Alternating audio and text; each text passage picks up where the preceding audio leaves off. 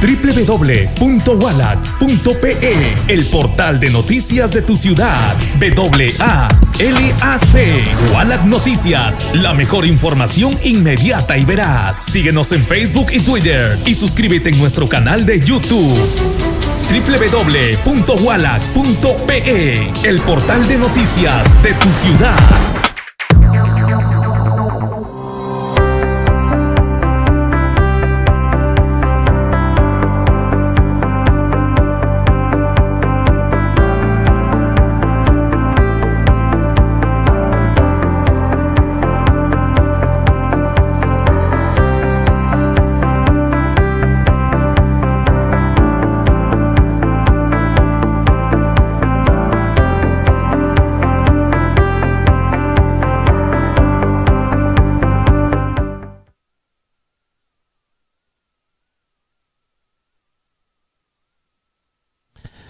Bien, continuamos con el programa. Usted está aquí en Tú Decides, este programa de la coyuntura electoral, una alianza informativa entre Infomercado y Wallac Noticias. Esta noche también nos acompaña Andrés Luna Vargas, candidato al Congreso de la República con el número 2 por el partido Juntos por el Perú. Señor Andrés Luna Vargas, muy buenas noches, gracias por estar con nosotros. Muy buenas noches, estimado César, muy buenas noches a todos quienes nos están viendo y en buena hora el programa Tú Decides, porque esa es quizás una de las actividades y los momentos más importantes que vamos a tener para el día 26 de enero próximo.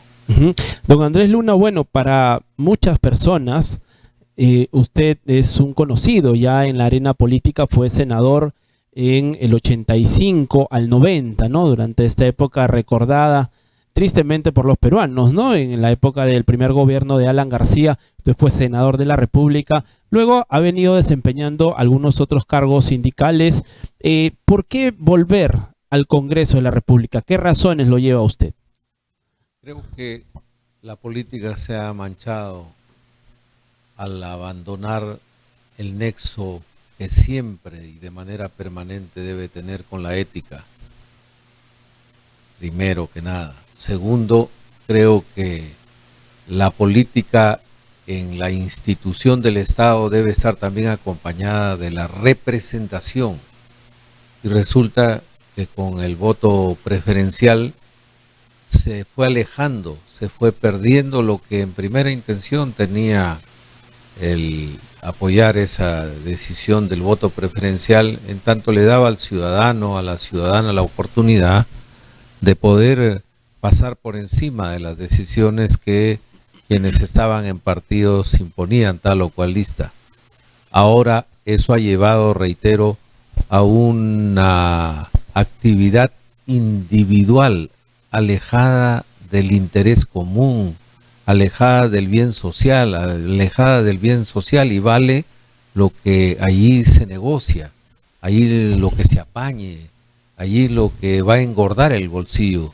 Y entonces aquí tengo dos motivos para volver y lograr que lo que ya democráticamente se presentó con el referéndum primero y después con el cierre del Congreso tenga una continuidad en relación a recuperar esta instancia para que puedan darse las leyes que la ciudadanía y nuestro Perú requiere. Ahora, ese diagnóstico que usted ha hecho, don Andrés Luna Vargas, sobre lo que ha sido el Congreso de la República, le cabe a todas las fuerzas políticas, tanto de derecha, de centro, de izquierda. No tengo duda que hay en el terreno, por ejemplo, de la corrupción, algo que es transversal. Pero también creo que hay que distinguir cómo si han habido fuerzas democráticas al interior del propio Congreso, minoritarias, expresadas en este caso en parte por la bancada del Nuevo Perú, que ahora es participante, somos participantes de esta alianza política Juntos por el Perú, y sobre todo el impulso que desde la calle, desde la ciudadanía, vino dando fuerte lucha porque se apoyara, por ejemplo, la acción justiciera de fiscales y de jueces, que se apoyara las propuestas que habían para no permitir la impunidad de autoridades del propio Poder Judicial o de la Fiscalía que incurrían con métodos que han sido calificados propios de mafias. Y ahí entonces creo que hemos tenido también a contracorriente una lucha por despejar el campo, que creo puede presentarse este 26 si es que seguimos esa huella, como dije antes, de los resultados del referéndum y del cierre del Congreso. Ahora, usted ha sido dirigente de la izquierda, ¿no? En este partido que en alguna vez pues tuvo mucha relevancia, la Izquierda Unida, pero han pasado los años, señor Andrés Luna Vargas, y parece que la izquierda se desunió, ya no es la Izquierda Unida, vemos atomizada la izquierda, varios líderes que intentan encabezarla. ¿Qué ha pasado con la izquierda en el Perú? ¿Qué se puede esperar cara hacia lo que viene en estas elecciones y también las presidenciales del 2021? Sí, usted ha señalado bien, en un momento la izquierda tuvo su punto más alto cuando existió como Izquierda Unida. Ahí fue justamente la ocasión en la que tuvimos una importante representación tanto en la Cámara de Diputados como en el Senado de la República. En el Senado de la República éramos 15 senadores de 60 que componíamos la bancada de Izquierda Unida. Después, como es público, se fracciona y el pueblo castiga. El pueblo buscó en otras alternativas la esperanza de continuar en la defensa de sus derechos y sin embargo esto no fue debidamente correspondido. Y yo creo que una de las razones es cuando el tema de la unidad no se asume como valor superior, no se asume incluso como principio y de ese modo no se aquilata lo que esto significa en el sentimiento de los pueblos que ven la posibilidad de ser gobierno, pero vía una fuerza que trabaje unitariamente y que no se disperse. Algo de esto se recuperó con el Frente Amplio, pero en este caso, cuando surge esta nueva lideresa que tenemos en Izquierda Unida, Verónica Mendoza, el propietario legal del Frente Amplio ya no le pareció favorable que sus padrones se abran, de modo que pudiésemos estar todos afiliados a esta entidad. Ahora estamos retomando nuevamente el esfuerzo y ojalá, como propia Verónica Mendoza lo ha venido practicando, se avance en este sentido de recuperar un gran bloque en la que ya no solamente estemos solo las fuerzas de izquierda, sino que logremos estar también otras fuerzas democráticas, patrióticas, que también anhelan contar con un Perú y sus instituciones saneadas de la corrupción, limpias en el terreno de la política de reactivación de la economía, soberanas en el terreno de las relaciones hacia afuera y no estar sometidas a políticas que vengan del exterior, es decir, tres elementos que bien podrían unirnos. Vamos a ir conversando sobre esos temas porque conocemos un poco la postura que tiene Andrés Luna Vargas con respecto a el Estado, el tema de la inversión extranjera, el tema de la inversión estatal. Yo quería ir cerrando conocer al candidato Andrés Luna Vargas, ¿en qué parte de la izquierda se ubica hoy? ¿En el centro izquierda, en la izquierda radical, que también hay por ahí algunos representantes? ¿Dónde se ubica usted actualmente? En la izquierda roja y blanca, la peruana, la que debe ser sin calco ni copia, como bien nos lo enseñara el amauta José Carlos Mariatti. Ahí es donde me ubico. Finalmente, mencionó hace un momento Verónica Mendoza, quien hoy encabeza Juntos por el Perú, el partido que está llevándolo usted como candidato al Congreso por Piura. ¿Qué lo diferencia o qué la diferencia a ella con otros líderes de la izquierda como Marco Arana, como el señor Cerrón? En algún momento los hermanos Humala también estaban ubicados en ese lado de la escena política. Bueno, yo creo el tema de la unidad que hemos estado tratando. No concebimos que por separado hay opción de triunfo. No hay ninguna posibilidad para alguna de las diversas representaciones de izquierda si por su lado quisieran intentar ser gobierno.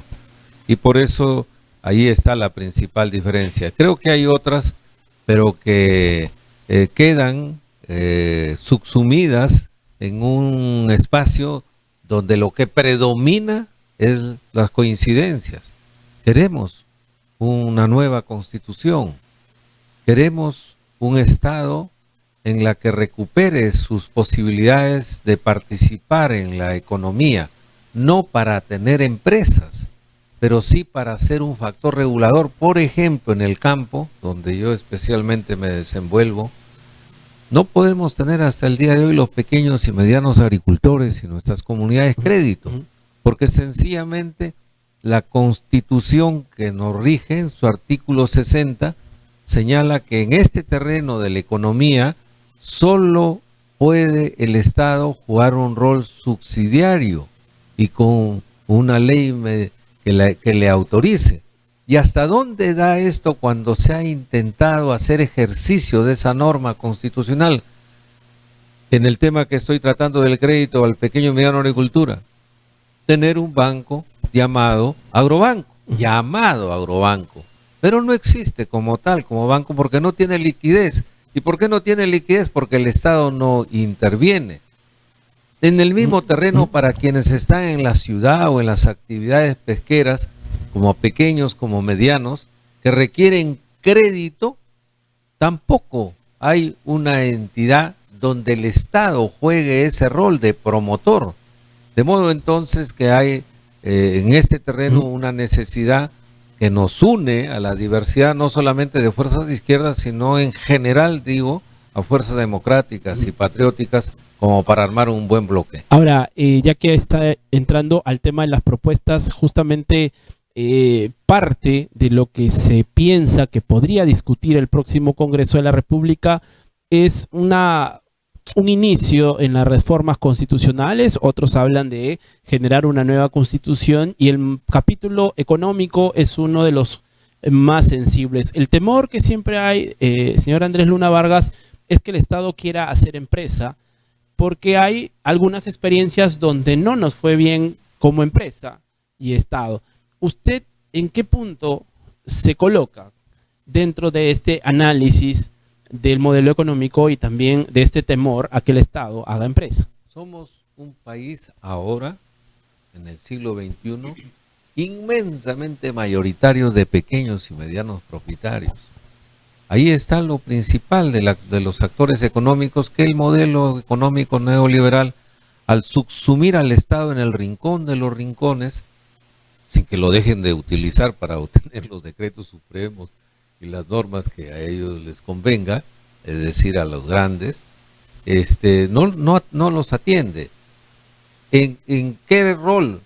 Por ejemplo, la presencia de Petroperú debe fortalecerse. ¿Cómo debe fortalecerse Petroperú? Los lotes que están por culminar los términos en los que está planteada la concesión, y que deben restituirse a la gestión y a la integración vertical de Petroperú, para que de ese modo ese costo total de extraer aquí en nuestro Piura un barril de petróleo que llega a $15, le llegue a ese costo, a ese precio a Petroperú, y no como ahora que está ocurriendo, que le llega bordeando los $70. Y de ese modo entonces no estamos ayudando a que ese paso adelante con inversión pública que se ha hecho de tener ahora una nueva refinería tenga las condiciones para actuar de manera solvente. ¿Usted cree que el Estado, a través de Petroperú, debe dedicarse también a la exploración y a la explotación y no solamente al refinamiento? No necesariamente como Estados solamente, porque puede abrir las relaciones en condición ya sea de socios o de contratos por servicio, en la que se reconoce lo que el inversionista le significa poder extraer o reconocer, se reconoce su ganancia, pero la propiedad del recurso no tiene por qué dejar de ser de nosotros los peruanos, no tiene por qué pasar a ser propiedad particular, sino nos encontramos, por ejemplo, con el caso del gas aquí en Piura, en la que se habla de la masificación del gas, y al estar en manos privadas, no hay tal masificación. Somos alrededor de 500,000 de hogares en nuestra región Piura, y solamente se planea dentro de 8 años a otorgar el servicio para 64,000. Entonces, ¿por qué? Porque no está en el interés de la empresa privada otorgar este servicio que equivale, en mi opinión, a estas alturas de la vida, a poder abastecer con el agua y el saneamiento. Así como el agua y el saneamiento hay que concebirlo como un derecho humano y no como una mercancía, igual la energía que la madre naturaleza atesora en el subsuelo, en este caso el gas. Señor Andrés Luna, vamos a ir a una pausa, vamos a retornar para seguir hablando un poco de estas propuestas que hemos dejado pendientes. Usted no se mueva, volvemos dentro de unos segundos. Estamos en Tú Decides, este programa de la coyuntura electoral. Volvemos. Bien.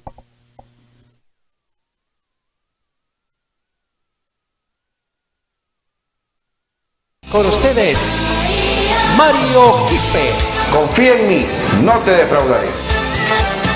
Unidos por Piura. Agárrense de las manos, Velaré por un gobierno transparente. contigo, juntos Lucharé por ti y tu familia. juntos podemos llegar. ¡Sí podemos! Unidos por Piura, Mario Quispe, tu amigo. Hoy quiero representarte y ser tu voz en el Congreso. Pero 3, márcala. Marca la A y escribe el 3, porque juntos lo lograremos.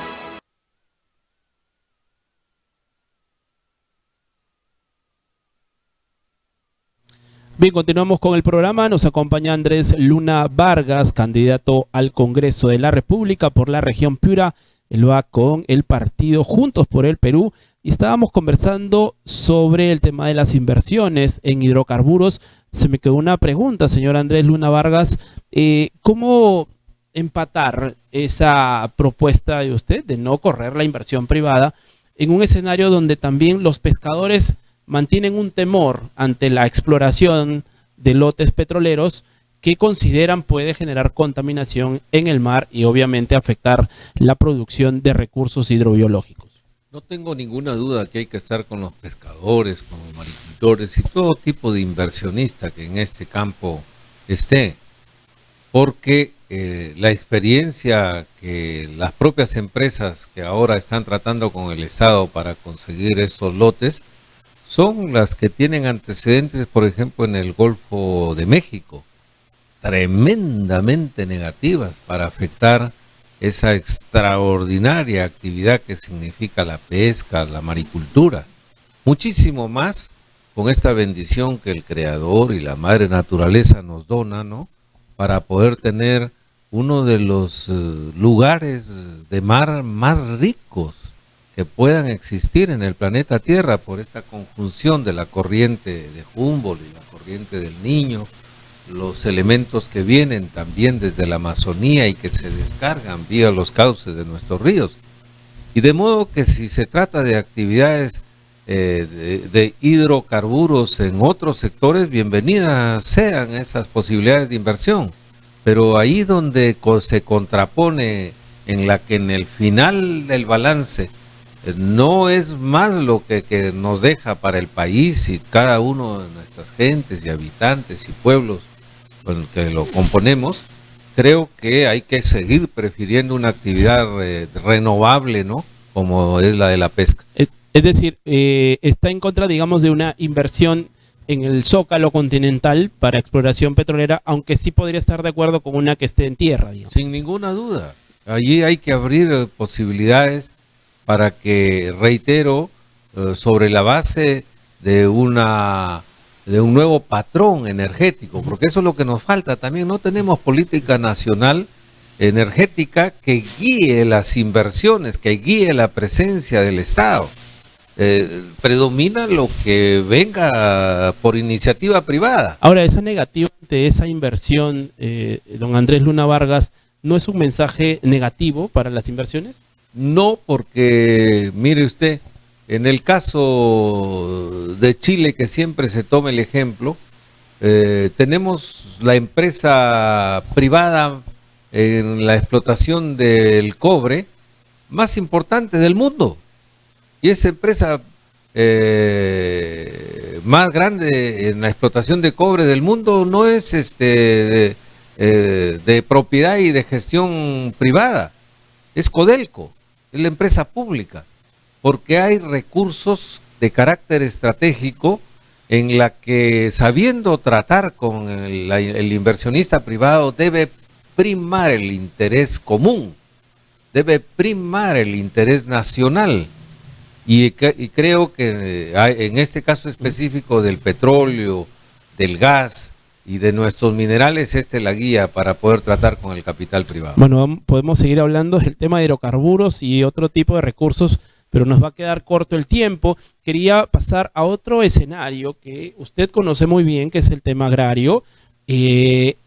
Hoy, en estos últimos años, en Piura se habla mucho de la agroexportación, se habla de 4 o 5 cultivos bandera, pero también se señala que, digamos, estas inversiones no están siendo justas para todos los agricultores, ¿no? Incluso en muchos casos se habla de mayor reconversión de terrenos para seguir generando agroexportación. ¿Qué piensa de este fenómeno en Piura, don Andrés Luna Vargas? Hablemos del caso de Piura. Son alrededor de 250.000, 270.000 hectáreas que por año se cultivan. ¿Cuántos son de la nueva agricultura de agroexportación está en manos de la gran propiedad? No llegan a 50.000 hectáreas. De modo que yo me pongo en el horizonte de qué escenario tendríamos si es que esas otras 200.000 hectáreas de pequeños y medianos agricultores de costa y de sierra de nuestra región Piura tuvieran los alcances del crédito, tuvieran los alcances de la tecnología del sistema de riego, tuvieran el acceso a la asistencia técnica, tuvieran la posibilidad de mercados, es decir, miren lo floreciente. Y por eso es que aquí más bien nos abre la oportunidad que se necesita en este terreno un viraje. Se necesita un viraje que tiene que ver con el tema constitucional, como antes lo mencioné, pero sobre todo con una visión de una economía más diversificada que le dé valor agregado a lo que producimos. Ahí ya estamos hablando de agroindustria ya, Sin que es un duda sector alguna, que no hemos desarrollado. que no se ha desarrollado, la agroindustria, la manufactura, el turismo con estas hermosas playas y esa preciosa sierra que tenemos. ¿Cuánto podría brindar de fuentes de trabajo y de posibilidades del desarrollo del pequeño y del mediano capital también al lado del grande? Señor O la Andrés, actividad, permítame usted, de la acuicultura. No tenemos en nuestra región, así como en el horizonte de la actividad agropecuaria tenemos alrededor de otras 250.000 hectáreas, es decir, podríamos llegar tranquilamente a 500.000 de hectáreas, también en la acuicultura. ¿Y cuál es el elemento, yo creo, de guía para poder avisorar un horizonte de este tipo? Tenemos agua. En medio de un escenario mundial en la que vi el calentamiento global, la crisis climática, este recurso precioso para la vida que es el agua dulce va disminuyendo, acá tenemos un escenario algo diferente. Son alrededor de 6.000 millones de metros cúbicos que tenemos por año. Lastimosamente muchos de ellos se van al mar. Se va al mar, Así la mitad es. se va al mar. Y entonces, ahí otra vez, ¿dónde está la posibilidad más certera dentro de un plan regional y nacional de inversión? En la inversión pública, inversión que va a redituar. La invitación no solamente a ese pequeño y mediano empresario agricultor, sino también a quienes ingresen a las actividades de valor agregado. Por lo que usted está comentando, señor Andrés Luna Vargas, digamos que la agroexportación no es que usted considere que ha perjudicado, sino que más bien ha sumado. 50.000 hectáreas en este momento, ¿cuánto podría crecer? O desde el Congreso, ¿cuánto se puede impulsar la agroexportación para la región Piura? Yo no tengo ninguna duda que, por ejemplo, en la agroexportación lo que se hace también desde la pequeña agricultura, como es el caso de los de banano orgánico. Por la asociatividad, El famosa, ¿no? 100% es pequeña agricultura, pero asociados, ¿no es cierto? Iguales experiencias desarrollan nuestros hermanos que cultivan el café Y el o la cacao. panela y el cacao que aparece ahora. Todo es pequeña agricultura. Por eso digo, imaginémonos un escenario en que esa agricultura familiar, esa pequeña y mediana agricultura, tiene los mismos elementos que tiene esa gran agricultura. Estamos en otro momento en la historia del Perú. Entonces, ¿qué falta en reforma legislativa para que eso? ¿En qué cosas específicas? ¿Por dónde comenzar? En mi opinión, por ejemplo, la decisión política va acompañada de una concepción distinta en la gestión del Ministerio de Economía y Finanzas. Para el Ministerio de Economía y Finanzas, por ejemplo, no es posible concebir que un pequeño agricultor de los más pobres pueda crecer y contribuir al crecimiento de la economía en general. No, necesariamente, por ejemplo, la inversión tiene que ser con fierro y con cemento. Si no es con fierro y con cemento la inversión, definitivamente está descartado para los sectores que deben tener apoyo del Estado, pero como políticas de asistencia social. Y eso nosotros lo hemos demostrado con un programa desde la Confederación Campesina del Perú, donde he sido dirigente, y desde Conveagro, que ya agrupa una diversidad de gremios, como desde reservorios unifamiliares hechos a pico y a lampa, no solamente se puede ampliar la frontera agrícola de pastos que permiten que se incremente la leche, que crezca ese ganado en carne, sino que además abra también en la imaginación las posibilidades de cómo la leche se puede vender también hecha yogur y hecha queso. Y entonces estamos avanzando y hay posibilidades de incorporar, fíjese, desde esa extrema pobreza, las actividades de riego tecnificado, pues haciendo uso de la diferencia de altura. Menciono desde abajo cuánto se puede hacer, pero reitero, hay que hacer un giro en la concepción de una política económica basada también en el pequeño y en el mediano productor. Quizá habría que sintetizarlo en lo que señala el exministro de Agricultura, Luis Ginocchio, piurano también, que Piura debería ser una región agrícola boutique. Aquí encontrar los frutos, ¿no?, más selectos que en el mundo existen. Comparto plenamente lo que afirma Lucho Ginocchio. Muy bien, don Andrés, usted también está proponiendo que los consejeros regionales formen parte de la Cámara de Diputados. Se entiende que usted está a favor de la bicameralidad en el Congreso, ¿no? Es una experiencia que usted ya ha tenido. Y dice que a razón de la labor fiscalizadora para una mayor cobertura. Explíquenos esta propuesta. A ver, no es alternativa volver a la bicameralidad dejando de lado la unicameralidad. ¿Por qué afirmo esto? Porque ambas experiencias de poder legislativo, ya sea con dos cámaras o ya sea con una cámara, teniendo diferencias que son fáciles de notar, en lo sustancial las dos alternativas son centralistas. El ciudadano elige a su representante y el representante en el ejercicio de esa alternativa centralista se aleja del ciudadano. Ni el ciudadano lo puede controlar, ni el representante puede hacer cabalmente esa función. Pero ese es el corazón de la democracia, ¿no? El corazón de la democracia entonces está aquí dañado por ese mal del centralismo.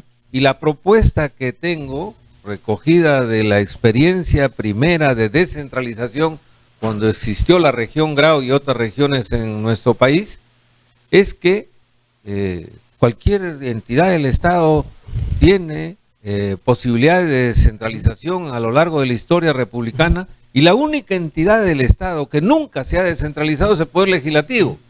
Y podría ser una alternativa el hecho de que, volviendo al sistema de bicameralidad, la Cámara de Diputados se descentralice al 100%.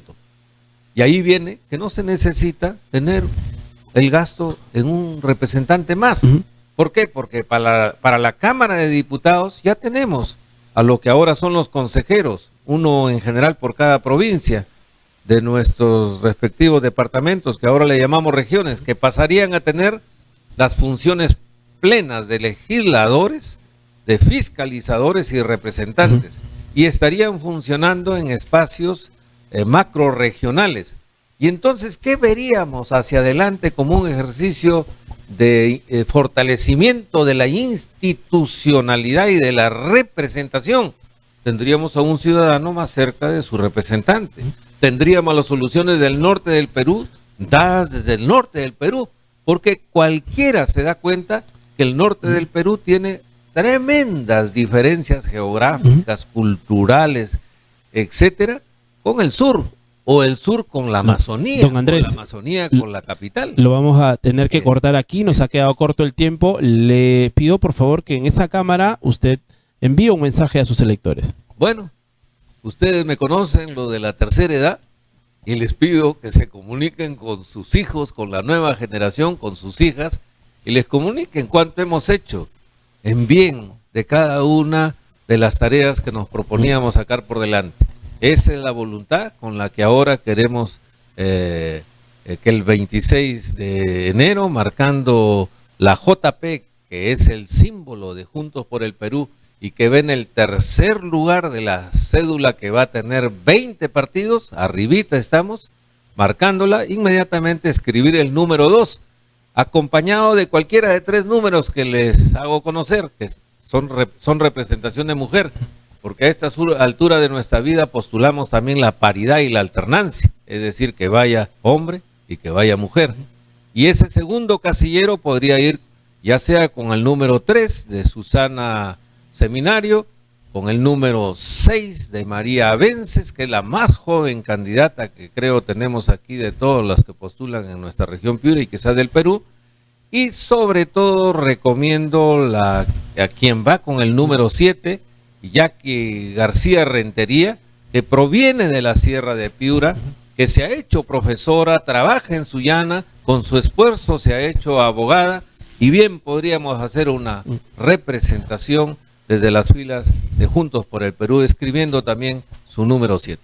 Muy bien, don Andrés Luna Vargas, candidato con el número 2 de Juntos por el Perú. Le agradecemos haber estado aquí. Nosotros estamos terminando las entrevistas de esta noche. Nos reencontramos el día de mañana. Muchas gracias también a ustedes.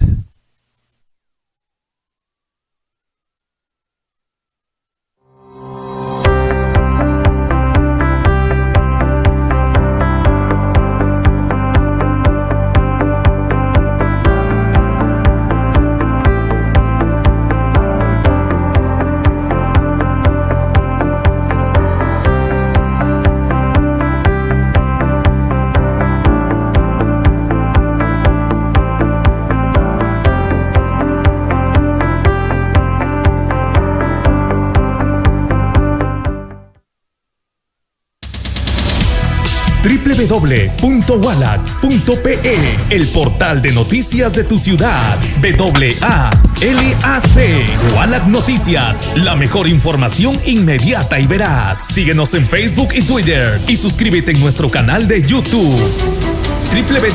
www.walac.pe, el portal de noticias de tu ciudad.